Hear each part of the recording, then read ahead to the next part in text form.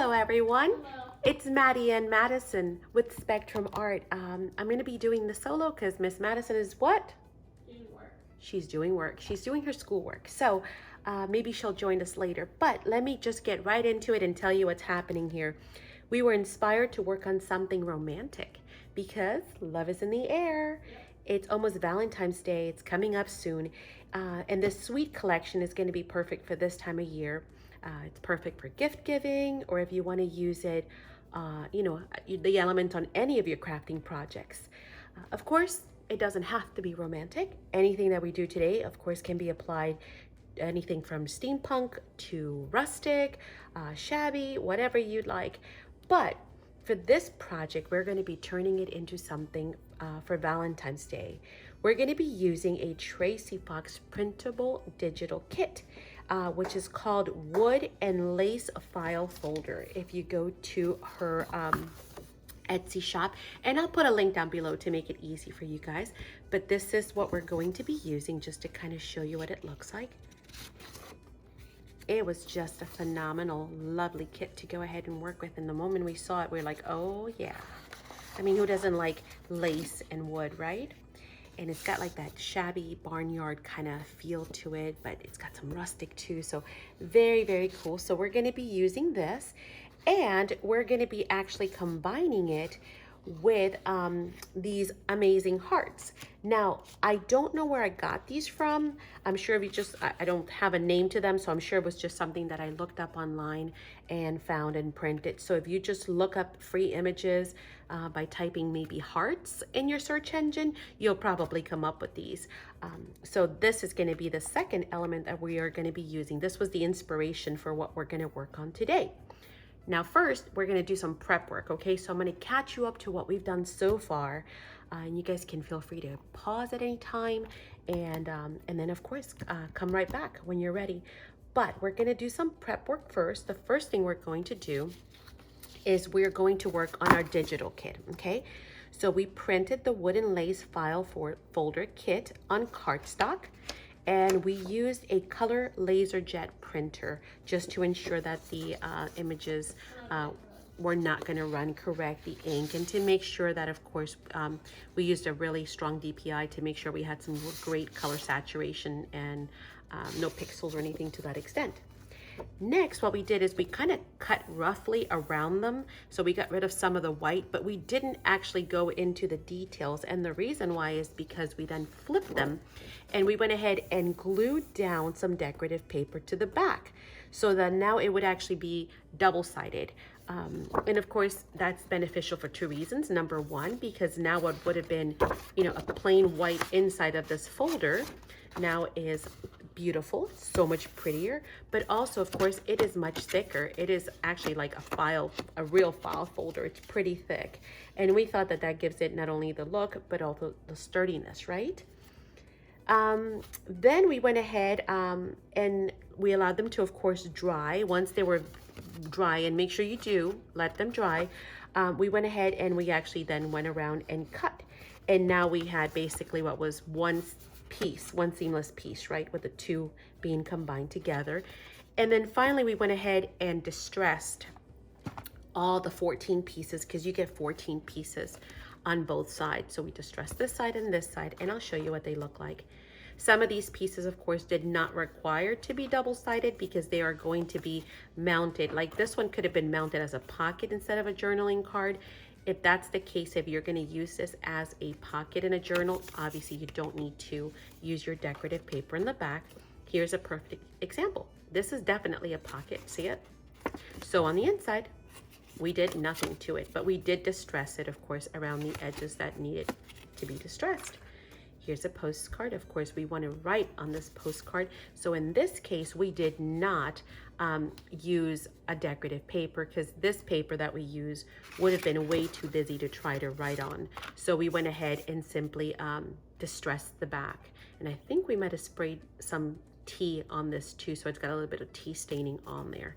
But there's that. And as you can see, they're all now double-sided, right? And so that's what we went ahead and did. We set up all of our 14 pieces. This one again is a pocket, so it doesn't need that inside. And here, these little envelopes, we weren't sure, but either way, even if you did adhere them this way, I mean, you could just leave them like this and glue this part into a journal and leave it as something that you could open to journal with. But even if not, if you were going to use them as an envelope, it is so pretty to have some color on the inside. So we lined them up anyway on the inside. Okay, once all those 14 pieces were done, we went ahead and moved to the heart images. So let's look at those. Let me roll up my sleeves here. Okay, so this is what the images look like originally, of course, and then obviously I cut this one already, but we went ahead and actually did them in large. Well, this is what I consider large. Then we did them in medium, and then we also did them in small.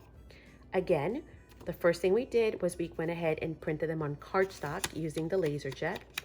Then we went ahead and applied 2 coats of the diamond glaze. Now, this is what we used. It's called diamond glaze. But there are other products very similar. For example, you have Triple Thick is another one that does the same thing. You have Madison's Favorite, which is the dimensionals for Mod Podge. I think she just likes the way this dispenses because it's got a really cute nozzle to it. So it's very easy to work with. But she also likes to work with this one for small details because this is Glossy Accents just poured into a smaller bottle because again, it's got the really fine tip dispenser on it. So any of these will create basically the exact same effect. Now, you'll have to wait at least overnight between each of the coats because we're doing 2 coats. And that depends also on where you live. If it's very humid or something to that extent, it could actually affect how long it takes for these to cure. But we're working on paper. So paper is pretty quick as far as curing. So we went ahead and we did 2 coats of that. And I personally want to point out something. I like bubbles. Like this one, I didn't get any bubbles in, not really. But sometimes you get these really cute bubbles. Let me see if I find one with bubbles. Here we go. Here's one. Let's see if you guys can see that. Maybe not. But it's got cute little bubbles right in there. And I personally like those bubbles. Oh yeah, there you go. Maybe that's a little bit better. So I don't shy away. Oh, here's some more on this big one. That might be easier to see. I don't shy away when those bubbles happen. You could just pop them with the exact same, thing, or you could grab a little pin or a pen or a toothpick and pop them while it's wet, but I personally like them. So that's just a preference. And then of course, once we had done the 2 layers and allowed them to dry, which is what's happening here, then we went ahead and went around and we cut our images. Then we distressed them using, of course, once again, the distress inks, right? Same thing that we used for the Tracy Fox kit. And then we went ahead and used our brown marker around the edges. So we edged them and that removes those white edges from it. So you can see it on there how, you know, it looks so much cleaner than having those white edges on there. Here's a light one that shows it a little bit better. So, and then when you glue it down here on the side, you won't see that white on it. Okay, now that was the prep work. Once that is done, it's time to go ahead and work on a layout. And so that's what we're gonna do now. So we're gonna gather up scraps, die cuts, punches, doilies, get some lace, get some flowers, get some lace, get some napkins, get some washi, fabric, whatever you have in your stash, okay? We're gonna go ahead and gather up that stuff and we're gonna use them up, right? Because nothing better than going through what you currently have and using it up. So let's go ahead and get started and have some fun. Okay, so we've gone around and we've gathered up some goodies. The first thing you have here some tickets. Are some tickets and some really fun ephemera. And some of these are from Tracy as well, her collections. Don't know which ones, but a lot of them. How's that? So yeah, so we have some fun ephemera, bus tickets, and all kinds of other stuff. What else did you gather up? You gathered up some flowers. And these we had actually made ourselves. And there is a video for that. If I can find the video, then I will be sure to go ahead and link it down below. Those are pretty. They are very pretty. And we went ahead and made a whole bunch of those. Okay, what else do you have? Words. You've got some tiles. Yeah. Some Scrabble tiles. Because actually some of those were on this card, right? Yep. So that's what we kind of figured would be a good idea. So good thinking, Madison. What else did you get? Some clothespins. We've got some little mini wooden clothespins. Because again, we're working with wood and lace, right? What else? Some of those hearts. Yep, some of the hearts that we're going to be working with. We saw those already. What else? What else did you get us? How about this one? Tell us about this. You got us some of those sheer fabrics. Yeah. And a lace. Yep. That's for sure. So we'll see what out of these fabrics we might use. We might use some, we might use none. And then some additional, letters, tiles. But these are flat. These are paper. They are embossed. They're kind of raised a bit, but they are definitely paper. So maybe some of those and some other labels that we might go ahead and use as well. And what else?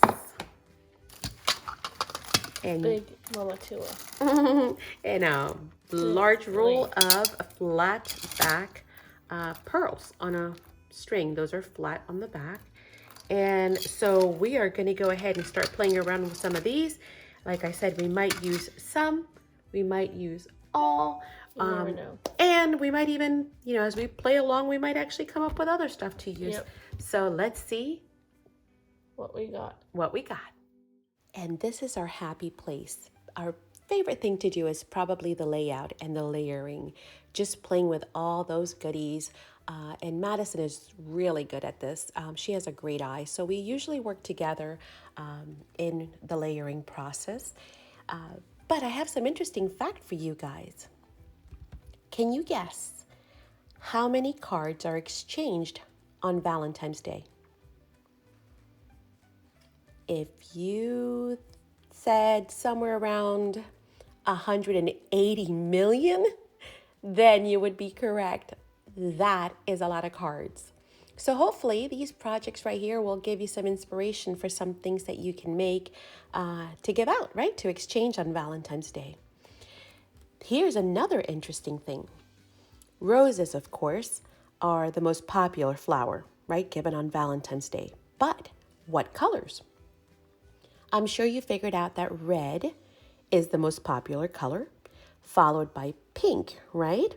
So red is number one with 60%, actually over 60% of all roses given on Valentine's Day are red.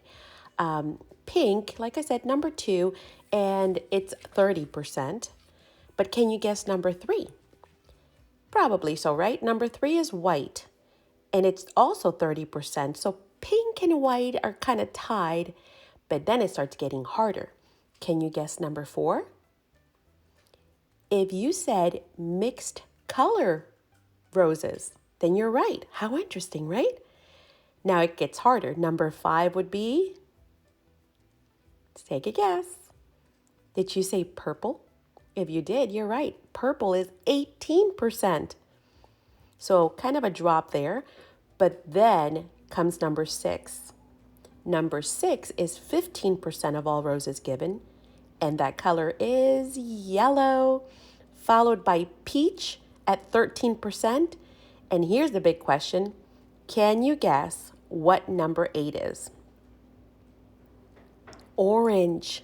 Can you believe that? If you said orange, then you were right. I would have never guessed that, 11% of all roses given out on Valentine's Day are orange. So that was something, huh? If you did guess it right, will you let us know in the comments? Because maybe we'll send you a little something for being a smart cookie, because that's always fun. Now, one last one for you guys. Do you know on what year was the first box of chocolates introduced? It was 1868. It was introduced by the one and the only Mr. Richard Cadbury. Smart cookie, huh? He made billions out of that one.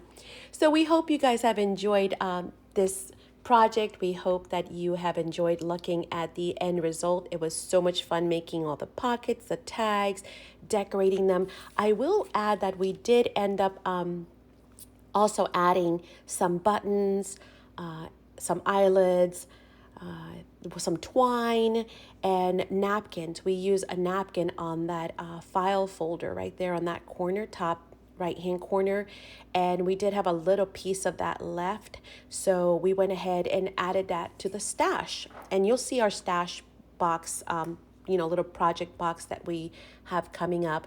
That's another tip that I wanted to give to you guys, that we actually, when we are done and we're not sure what to do with the rest of the pieces or how they will be used in the future, I usually take little bits and bobs from what we were working with, and I put them in those boxes, which then I go ahead and put into bags along with the rest of the collection, because that is what we actually go ahead and kind of leave together so we can use in the future. And that way I don't have to go around hunting around for, the similar things. And that was a piece of that napkin.